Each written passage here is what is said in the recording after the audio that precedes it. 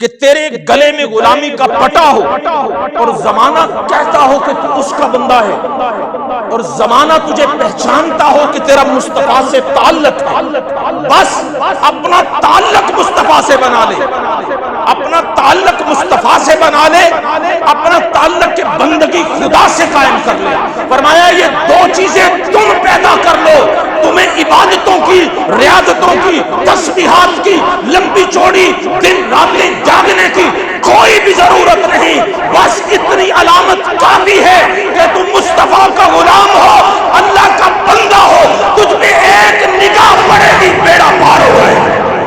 پر آج اللہ رب العزت انہیں آرڈر فرما رہا ہے، اوہ جنت کے نظاروں، اے جنت کی بہاروں، اوہ جنت کی حوروں، مولا کیا حکم ہے؟ اللہ فرماتا تیار ہو جاؤ، میں امت مصطفیٰ کو رمضان دے رہا ہوں اور چاہتا ہوں اس رمضان کی برکت سے جو بھی فیضیاب ہو جائے اسے جنت میں داخل کروں گا۔ ذرا بن ٹھن کے سمر کے سج کے جنت کھڑی ہو جا کہ میرا بندہ آئے تو تجھ میں آ کے خوش ہو جائے۔ اور ذکر ہی ہے وہ پورے سال میں 12 مہینوں میں اور ہر مہینے کے 29-30 دنوں میں، پورے ہفتے کے دنوں میں اس کا ذکر ہی ہے۔ پر اگر مہینہ رمضان المبارک کا آ جائے تو اس کی عطائیں شباب پہ آ جاتی ہیں، اس کی رحمت کا سمندر ٹھاٹھے مارنے لگتا ہے، اس کی عطاؤں کے دریا ابلنے لگتے ہیں، اس کے کرم نوازیوں کے چشمے ابل کے قرب و جوار میں رہنے والے بندوں کو، علاقوں کو سیراب کرنے والے ہیں۔ فرمایا یہ جا رہا ہے کہ لوگوں اللہ کا ذکر ہر دور میں، ہر زمانے میں، ہر عمر میں، صبح ہو یا شام، دن ہو یا رات، ہر وقت اور زمانے میں کمال کا ہے۔ اگر مہینہ رمضان کا آ جائے تو اس پہ شمار آنے والا ہے۔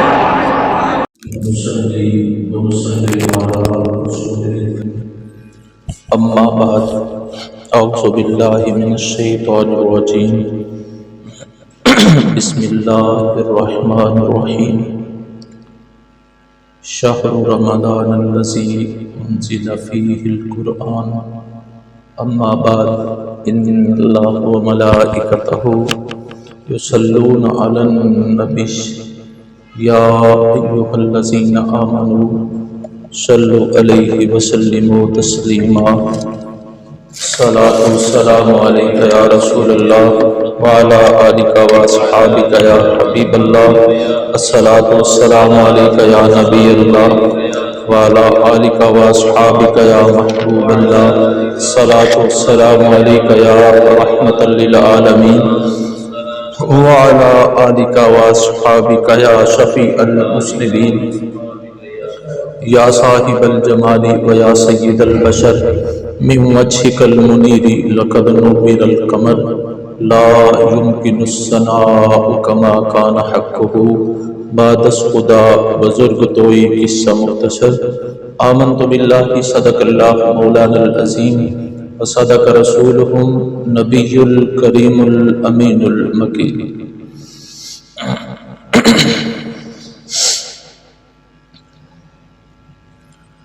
رمضان المبارک کا بابرکت مہینہ قریباً پہنچا ہے، اور رمضان المبارک کی بابرکت اور مقدس آتیں اور اللہ رب العزت کی برکتوں کا ایک سیلاب آ رہا ہے، اس کی رحمتوں کا ٹھاٹھے مارتا ہوا سمندر ابل رہا ہے، اور اس کی رحمت کے چشمے اور آبشاریں شور مچا رہی ہیں کہ محمد کریم صلی اللہ علیہ وآلہ وسلم کے امتیوں تیار ہو جاؤ، اللہ کا دریائے رحمت جوش پہ ہے اور تم ہوش میں آ جاؤ۔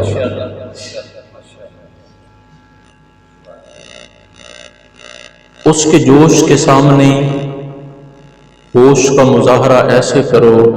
کہ کہیں رمضان المبارک کے ان رحمتوں کے سیلاب میں، اس کی رحمتوں کے ٹھاٹھے مارتے ہوئے سمندر میں اس کے سمندر میں جو بخشش اور مغفرت کا سیلاب آنے والا ہے، اس سے اپنی جھولیاں برکت سے، رحمت سے اور مغفرت سے بھر لیں۔ کہیں ایسا نہ ہو کہ اس کی بخشش کی تیز ہوا چلے، اس کی رحمت کے ٹھنڈے جھونکے چلیں، اس کی کرم نوازیوں اور عطاؤں کی بارشیں ہوں، اور وہ بخشش اور مغفرت اور رحمت کے سمندر ہم پہ انڈیلنے کے لیے تیار ہو، اور ہم غفلت کی نیند سوئے ہوئے یہ لمحات ضائع کر دیں۔ تو نبی کریم صلی اللہ علیہ وآلہ وسلم ہر سال جب رمضان المبارک شریف آتا تھا تو صحابہ کے سامنے رمضان شریف کی آمد اور برکتوں کا اظہار فرمایا کرتے تھے اور شوق دلایا کرتے تھے کہ اللہ کے بندے اس کی رحمتوں کو سمیٹنے کے لیے کمر بستہ ہو جائیں اور تیار ہو جائیں کہ ہم نے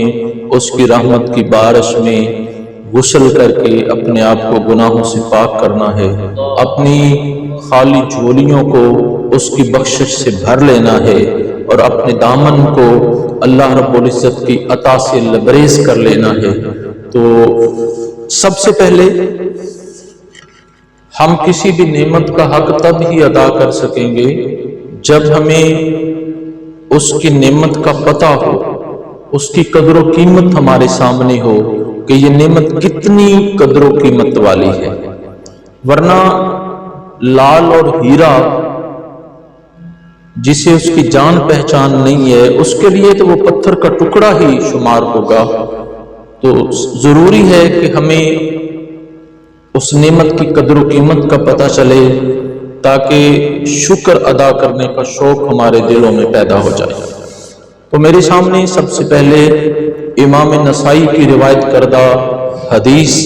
جسے امام نسائی نے اپنی سنن نسائی میں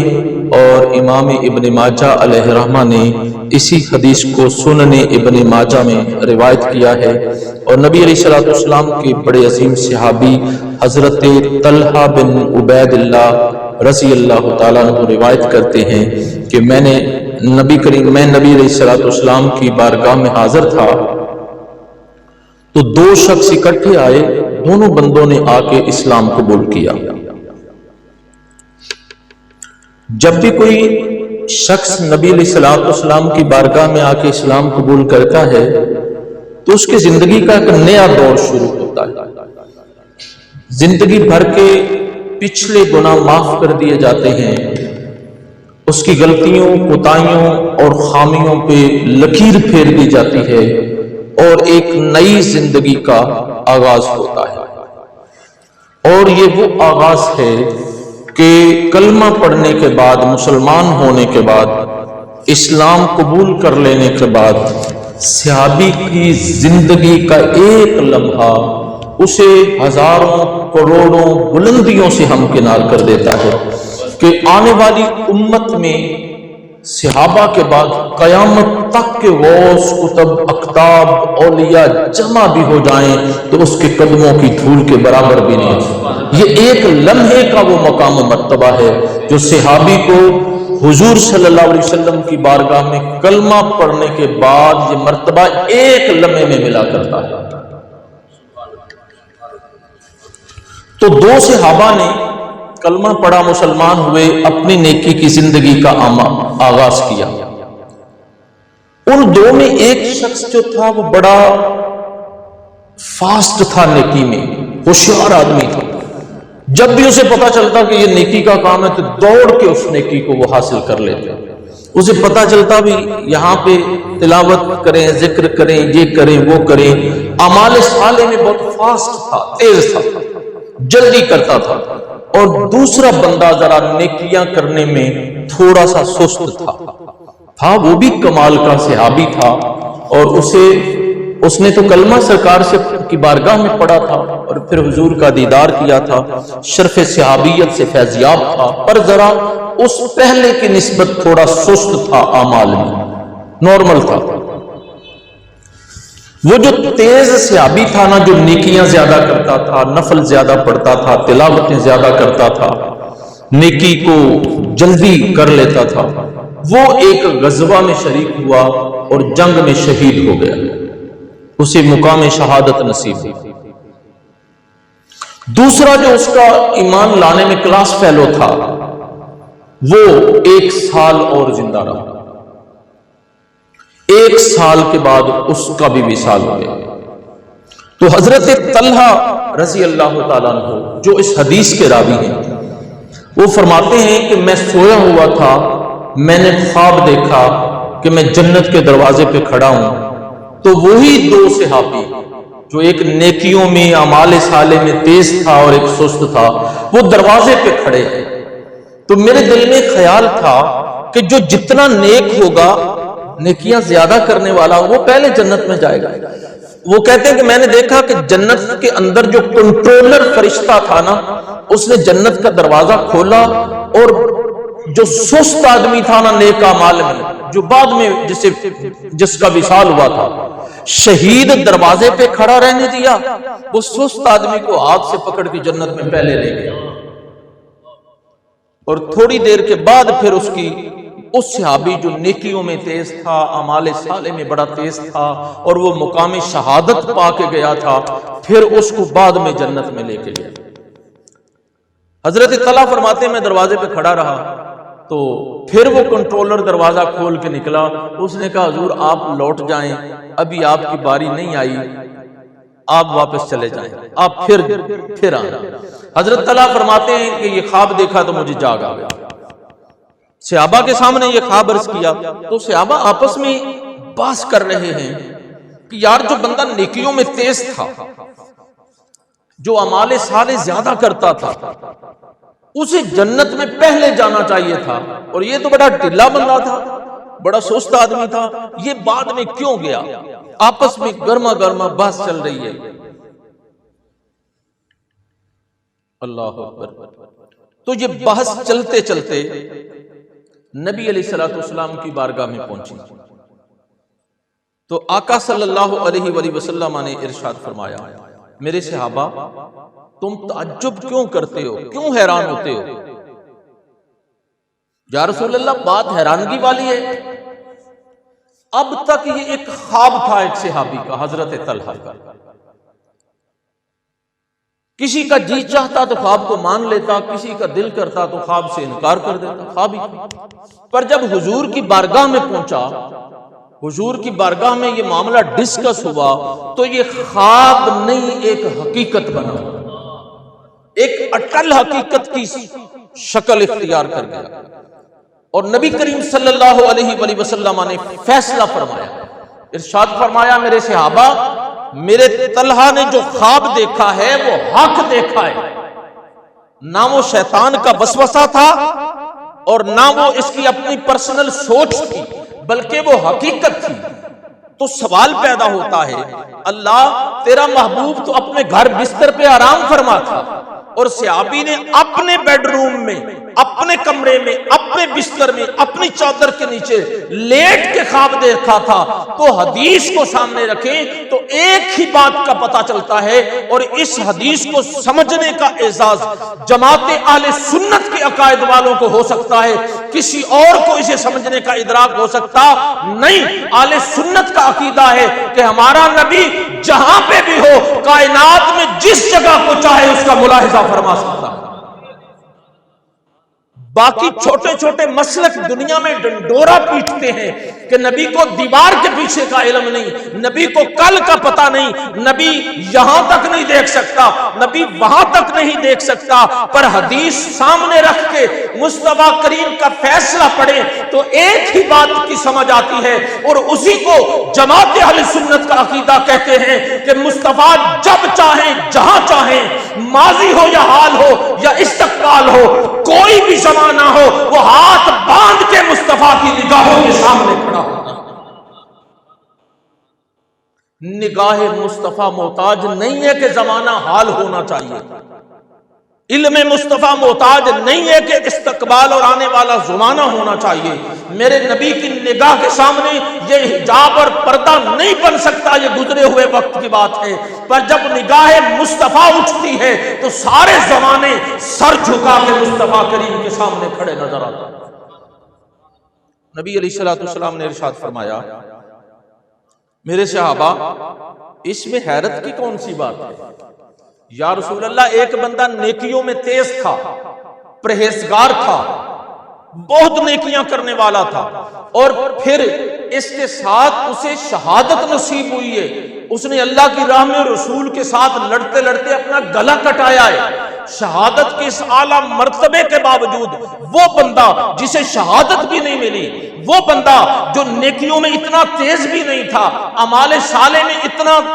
فاسٹ نہیں تھا، وہ جنت میں پہلے کیوں چلا گیا؟ تو نبی کریم صلی اللہ علیہ وآلہ وسلم نے ارشاد فرمایا، جنت کے دروازے پہ دونوں کھڑے تھے، فرق یہ تھا میرے صحابہ، کیا اس بندے نے 1 سال شہید کے بعد اور نہیں گزارا؟ اس نے 1 سال اور نہیں گزارا؟ جی یا رسول اللہ صلی اللہ علیہ وآلہ وسلم، اس نے 1 سال اور گزارا ہے۔ فرمایا بے شک سست تھا نیکیوں میں، ذرا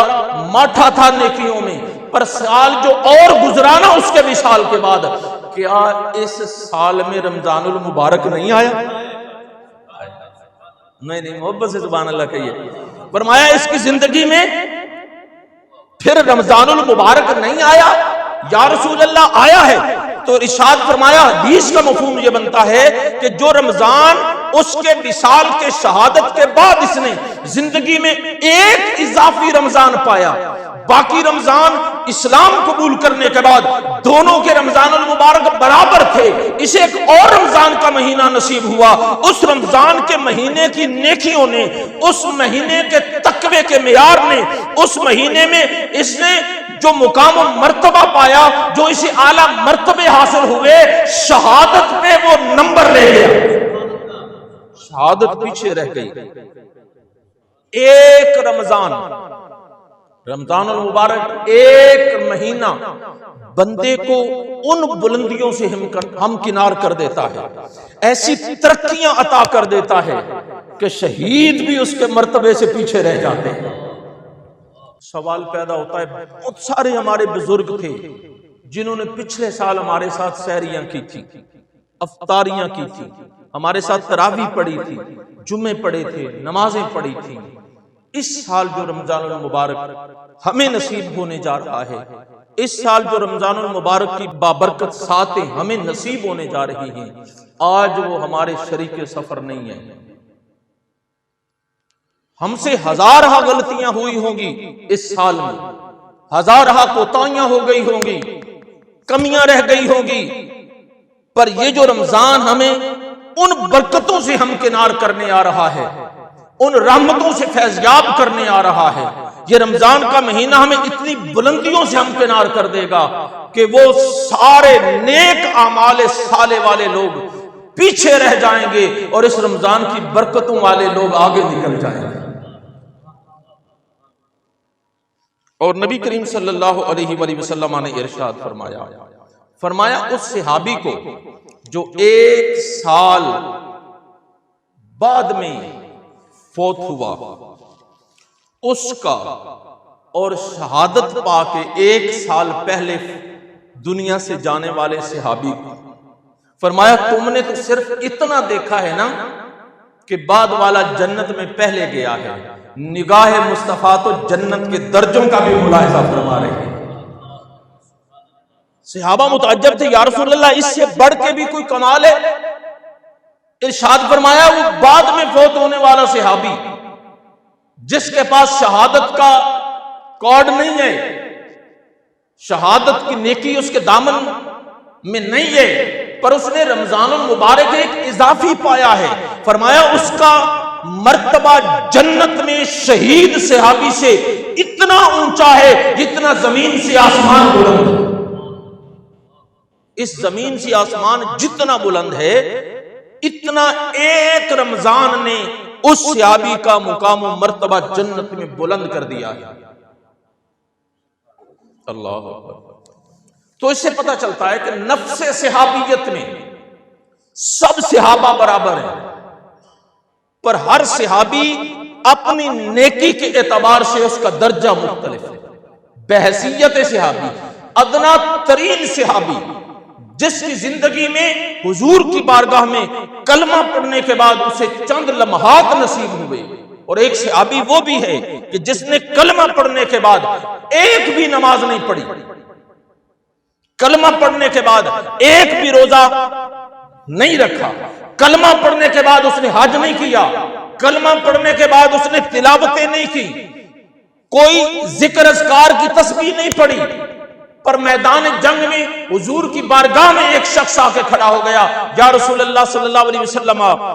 اگر میں کلمہ پڑھ لوں تو مجھے کیا ملے گا؟ ارشاد فرمایا جنت، جنت۔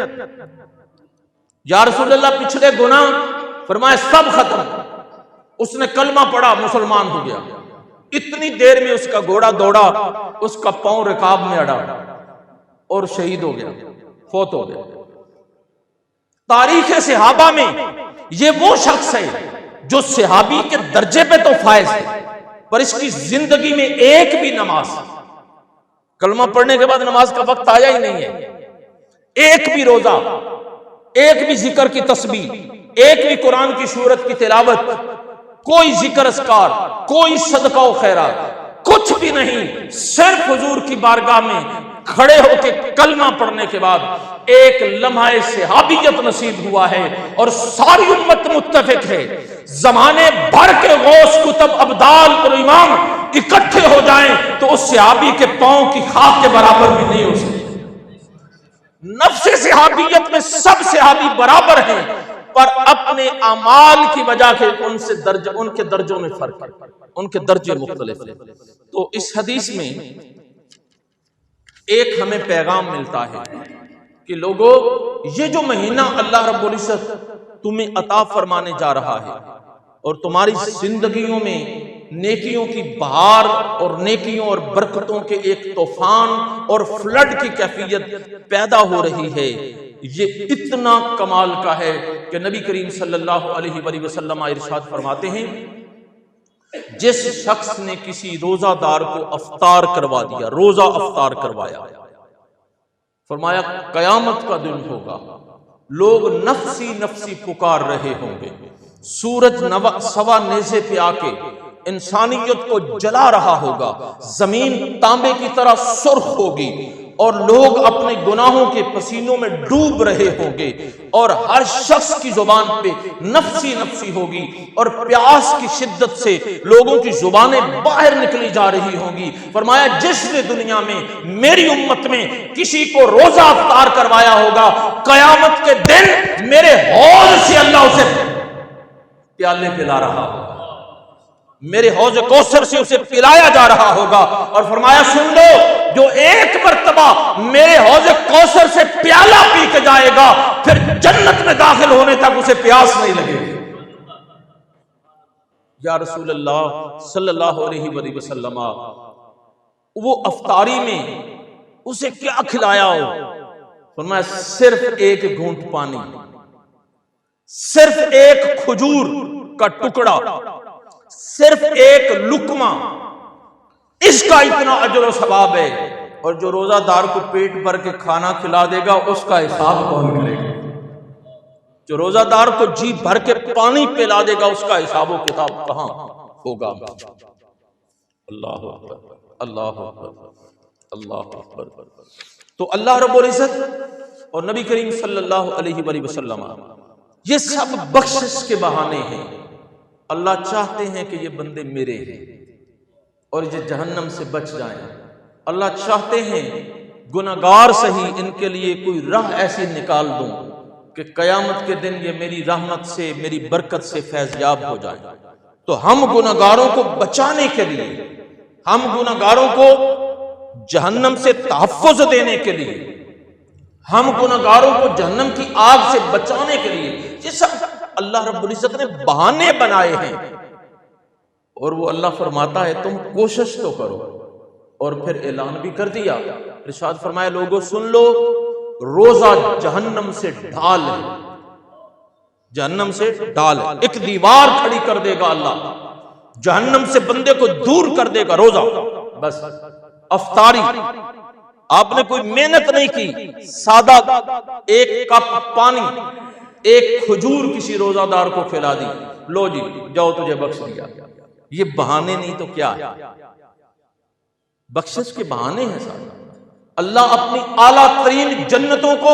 حکم دیتا ہے کہ اے جنت جی مولا ذرا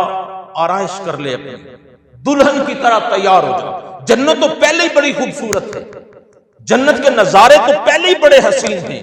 اور جنت کی نہریں اور جنت کی حوریں، جنت کے غلمان اور جنت کی سرزمین، جنت کی بہاریں اور جنت کی فضائیں، ہر شے نور کی بنی ہوئی ہے اور پہلے ہی چمک رہی ہے۔ پر آج اللہ رب العزت انہیں آرڈر فرما رہا ہے، اوے جنت کے نظاروں، اوے جنت کی بہاروں، اوے جنت کی حوروں، مولا کیا حکم ہے؟ اللہ فرماتا ہے تیار ہو جاؤ، میں امت مصطفیٰ کو رمضان دے رہا ہوں اور چاہتا ہوں اس رمضان کی برکت سے جو بھی فیضیاب ہو جائے اسے جنت میں داخل کروں گا۔ ذرا بن ٹھن کے سمر کے سج کے جنت کھڑی ہو جا کہ میرا بندہ آئے تو تجھ میں آ کے خوش ہو جائے۔ امام ابو عیسیٰ محمد بن عیسیٰ ترمذی علیہ رحمہ، یہ صحاح ستہ قرآن کے بعد جو حدیث کی 6 بڑی کتابیں ہیں جن کو صحاح ستہ کہتے ہیں، صحاح صحیح کی جمع ہے اور ستہ 6 کو کہتے ہیں۔ یہ 6 حدیث کی صحیح ترین کتابوں میں پہلا نمبر بخاری کا ہے، دوسرا مسلم شریف کا ہے اور تیسرا ترمذی شریف کا ہے۔ اور ترمذی شریف میں امام ابو عیسیٰ محمد بن عیسیٰ ترمذی علیہ رحمہ نے یہاں پہ ایک خوبصورت حدیث روایت فرمائی ہے، اور اسی حدیث کو صحاح کی 4تھی بڑی کتاب امام ابن ماجہ نے سنن ابن ماجہ میں بھی روایت کیا ہے، اور اسی حدیث کو امام حاکم نے اپنی کتاب المستدرک میں روایت کیا ہے، اور اسی حدیث کو امام بہقی علیہ رحمہ نے سنن البہقی میں روایت کیا ہے۔ حدیث کی 4 بڑی کتابوں میں یہ ایک ہی حدیث موجود ہے، اور نبی کریم صلی اللہ علیہ وآلہ وسلم کی اس حدیث کو حضرت ابو دردہ رضی اللہ تعالیٰ عنہ روایت کرتے ہیں، اور صحابہ سے نبی علیہ السلام نے سوال کیا، صحابہ نے نبی علیہ السلام سے سوال کیا، اور عجب ماحول ہوگا کہ مسجد نبوی میں صحابہ کا اجتماع ہوگا، نبی علیہ السلام ان کے درمیان تشریف فرما ہوں گے، یوں لگتا ہوگا جیسے 14ویں رات میں تاروں کی جھرمٹ میں چاند چمک رہا ہے، اور جب بھی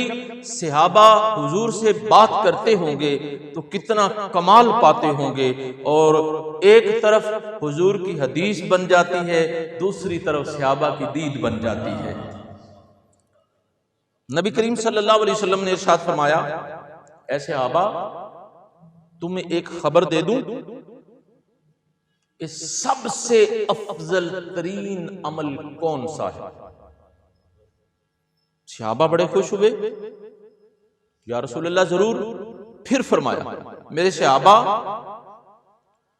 بتا دوں کہ تمہارے رب کے سامنے سب سے اعلیٰ ترین مرتبے والا عمل کون سا ہے؟ عرض کرتے ہیں یا رسول اللہ ضرور فرمائیے۔ فرمایا سب سے زیادہ اعلیٰ درجہ جس عمل کا اللہ کی بارگاہ میں وہ بتا دوں۔ حضور صلی اللہ علیہ وسلم سوال پہ سوال کیے جا رہے ہیں، صحابہ وہ عمل بتا دوں کہ جس سے اللہ کی بارگاہ میں تمہارا مرتبہ اس عمل سے بڑا ہی بلند ہو جاتا ہے؟ عرض کرتے ہیں یا رسول اللہ ارشاد فرمائیے۔ فرمایا وہ عمل نہ بتا دوں کہ اللہ کی بارگاہ میں سونا تقسیم کرنے سے بھی وہ عمل اعلیٰ ہے؟ ارشاد فرمایا میرے صحابہ تمہیں وہ عمل نہ بتا دوں کہ چاندی بانٹنا شروع کر دو لوگوں میں اس کی راہ میں، اس سے بھی اعلیٰ ہے عمل؟ پھر فرمایا ایک اور اس کا معیار ہے عمل کا جو ہر بندہ نہیں کر سکتا۔ فرمایا میدان جنگ ہو ایک طرف حق والے لوگ کھڑے ہوں، دوسری طرف باطل والے کھڑے ہوں، اور ایک بندہ مومن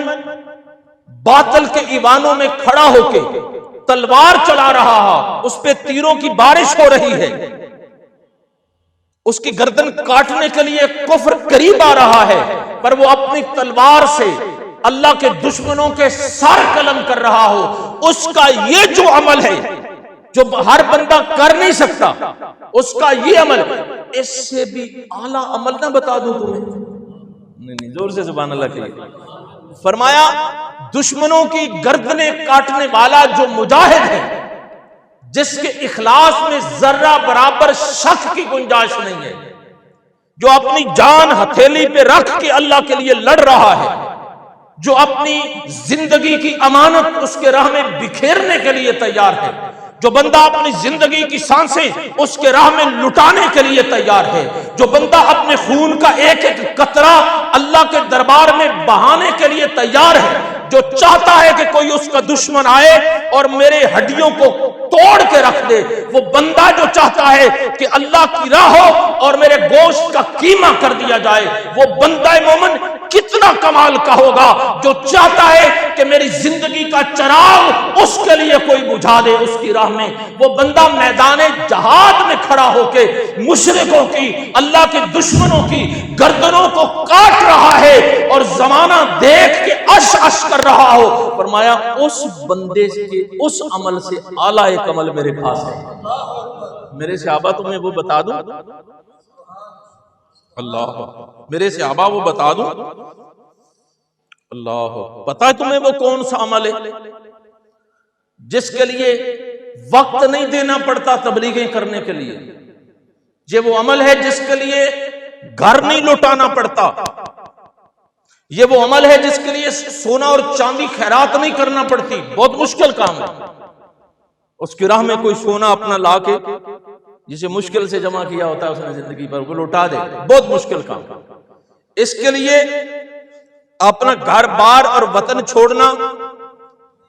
نہیں پڑتا، بہت ہی آسان عمل ہے۔ تو صحابہ بڑے ہی متعجب ہیں کہ کتنا کمال کا وہ عمل ہوگا جسے نبی کریم صلی اللہ علیہ وآلہ وسلم بڑے اہتمام سے اپنے صحابہ کو سنا رہے ہیں۔ سارے صحابہ ہمتن گوش ہیں، اگر آپ محبت سے سبحان اللہ کہیں تو میں نبی علیہ الصلوۃ حضور کی زبان سے نکلا ہوا وہ جملہ سنانا چاہتا ہوں جس میں آپ نے اس عمل کا اظہار فرمایا ہے۔ زور سے سبحان اللہ کہیے۔ صحابہ عرض کرتے ہیں آقا ارشاد فرمائیے وہ کون سا عمل ہے؟ ارشاد فرمایا قال، سن لو میرے صحابہ کیا عمل ہے؟ فرمایا ذکر اللہ، اللہ کا ذکر ہے، اللہ کے ذکر ہے۔ کون سا؟ صرف اتنا کہہ دو اللہ، میرے ساتھ مل کے کہیے اللہ اللہ اللہ۔ فرمایا اتنا سا ہے، تمہارا جی چاہے تو اللہ کہہ دو، تمہارا دل کرے تو اللہ اکبر کہہ دو، تمہارے من میں آئے تو الحمدللہ کہہ دو، تمہارے ذہن میں آئے تو سبحان اللہ کہہ دو، تمہارا دل کرے تو تلاوت قرآن کر لو، تمہارا دل ہو تو تسبیح و تقدیس پڑھ لو، تمہارا دل کرے جس طرح تمہارا دل کرے اسے یاد کر لو۔ جس عمل میں اس کا ذکر ہوگا وہ عمل سارے اعمال میں فوقیت پا جائے گا۔ یہ تو ہے اللہ کے ذکر کا مقام، اور ذکر ہی ہے وہ پورے سال میں 12 مہینوں میں اور ہر مہینے کے 29-30 دنوں میں، پورے ہفتے کے دنوں میں اس کا ذکر ہی ہے۔ پر اگر مہینہ رمضان المبارک کا آ جائے تو اس کی عطائیں شباب پہ آ جاتی ہیں، اس کی رحمت کا سمندر ٹھاٹھے مارنے لگتا ہے، اس کی عطاؤں کے دریا ابلنے لگتے ہیں، اس کے کرم نوازیوں کے چشمے ابل کے قرب و جوار میں رہنے والے بندوں کو، علاقوں کو سیراب کرنے والے ہیں۔ فرمایا یہ جا رہا ہے کہ لوگوں اللہ کا ذکر ہر دور میں، ہر زمانے میں، ہر عمر میں، صبح ہو یا شام، دن ہو یا رات، ہر وقت اور زمانے میں کمال کا ہے۔ اگر مہینہ رمضان کا آ جائے تو اس میں شباب آنے والا ہے۔ رمضان کا مہینہ، رمضان کے مہینے میں کرم ہونے والا ہے، ذکر یہی رہے گا، اس کی کرم نوازیوں کو لاکھوں سے ملٹی پلائی کر دیں، کروڑوں سے ضربیں دے لیں، آپ کے حساب ختم ہو جائیں گے، پر اس کی رحمت کے سمندر کبھی ختم نہیں۔ ایک مرتبہ اللہ، بس ایک مرتبہ، اور پھر اس کا اجر و ثواب، اس کی برکت، اس کی کرم نوازی اتنی بڑھ جائے گی۔ اللہ، اچھا پھر بھی بندہ دوزخ کے چکر جائے گا، ایڈا کو نلیک بندہ ہو سکتا ہے؟ ہائے ہائے۔ میں ایک اور حدیث سنا کے اپنے گفتگو کو سمیٹنے لگا ہوں۔ امام بہقی علیہ رحمہ نے اپنی کتاب حدیث شعب الایمان میں اس روایت کو نقل فرمایا ہے۔ ارشاد فرمایا اللہ رب العزت نے میری امت کو، نبی علیہ الصلوۃ والسلام ارشاد فرماتے ہیں، میری امت کو اللہ نے 5 شانیں عطا کی ہیں۔ یہ وہ 5 شانیں ہیں اس رمضان میں جو اللہ میری امت کو عطا کرنے جا رہا ہے۔ فرمایا مجھ سے پہلے نہ کسی نبی کو ملی ہے نہ کسی امت کو ملی ہے۔ ارشاد فرمایا سب سے پہلی چیز جو میری امت کو رمضان المبارک میں عطا کی گئی، کسی اور امت کو نہیں ملی، اور پھر فرمایا یہ میری وجہ سے تمہیں مل رہی ہے۔ ارشاد فرمایا رمضان المبارک کی پہلی رات آئے گی تو اللہ میرے امتیوں پہ ایک نگاہ رحمت فرمائے گا، ایک نظر رحمت فرمائے گا، نظر رحمت فرمائے گا۔ اور سن لو، اس کی ایک نظر رحمت کا کمال اور فیضان ہر میری امتی کو یہ ملے گا کہ جس پہ وہ رحمت کی نظر ڈالے گا اسے کبھی عذاب نہیں دے گا، اپنے جہنم سے بری کرے گا۔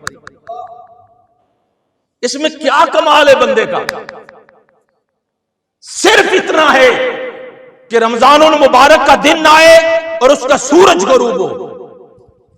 تیرے گلے میں غلامی مصطفیٰ کا پٹا۔ اللہ، بلکہ سادہ سی بات کہوں نا، میں ایک کبوتر باز کے پاس بیٹھا تو وہ کہنے لگا کہ ہم اپنے کبوتر کے پاؤں میں نا ایک وہ جانجر ڈالتے، اس پہ اپنا فون نمبر لکھ دیتے ہیں کہ کسی غیر کے پاس بھی چلا جائے تو وہ پتہ مجھے فون کر کے بتا دیتا ہے کہ یہ میرا ہے۔ تو اللہ رب العزت فرماتے ہیں بس اتنا تو ہونا کہ تیرے گلے میں غلامی کا پٹا ہو اور زمانہ کہتا ہو کہ تو اس کا بندہ ہے، اور زمانہ تجھے پہچانتا ہو کہ تیرا مصطفیٰ سے تعلق ہے، بس اپنا تعلق مصطفیٰ سے بنا لے، اپنا تعلق مصطفیٰ سے بنا لے،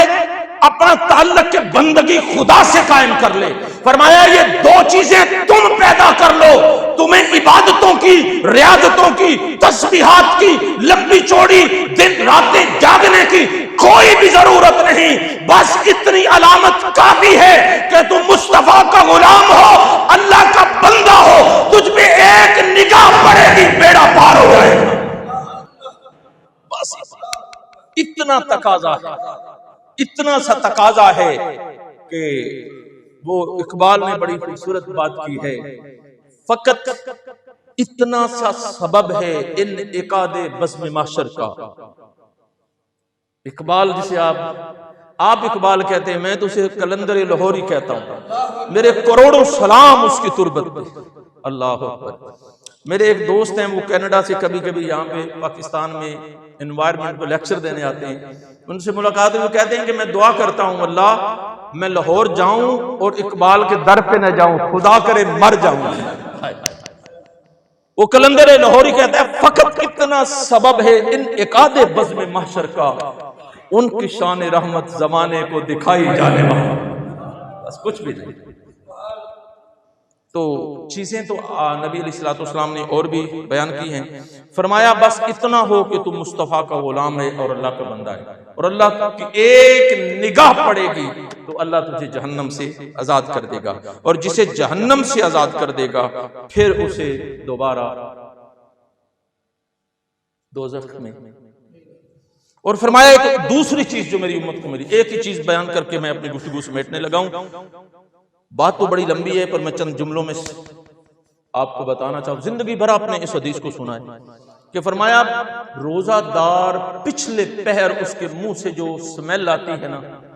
وہ اللہ کو کستوری سے بھی زیادہ پیاری ہے۔ کستوری سونگنے والی ہے، سونگنا اللہ کی صفت نہیں ہے۔ آپ عقائد کی کتابیں پڑھیں نا، علماء سے پوچھیں کہ اللہ کے بارے میں عقیدہ کیا ہے، اللہ سونگتا، وہ سونگنے کی اسے حاجت نہیں ہے، پاک ہے سونگنے سے۔ تو کستوری کا لفظ کیوں استعمال کیا ہے؟ ہر بندے کی فطرت ہے کہ اسے کستوری نظر آئے تو وہ سونگنا چاہتا ہے۔ سونگنے کے لیے فاصلے مٹانے پڑتے ہیں، دوریاں ختم کرنی پڑتی ہیں، ادھر پڑی ہے تو اٹھا کے قریب لانی پڑتی ہے، اپنے آپ کو قریب لے جانا پڑتا ہے سونگنے کے لیے۔ یوں کہہ لیجئے کہ سونگنا قرب کا متقاضی ہے، سونگنا قرب چاہتا ہے کہ کوئی میرے قریب آئے، اور سونگے جانے والی شے چاہتی میں اس کے قریب جاؤں، اس لیے کستوری ساری خوشبوؤں سے اعلیٰ ہے۔ تو فرمایا بندو جس طرح تمہارا دل کرتا ہے کستوری قریب کر لیں، میرا جی چاہتا ہے کہ میں رب ہو کے بندہ مومن اور روزہ دار کو اپنا قرب دینا چاہتا ہوں۔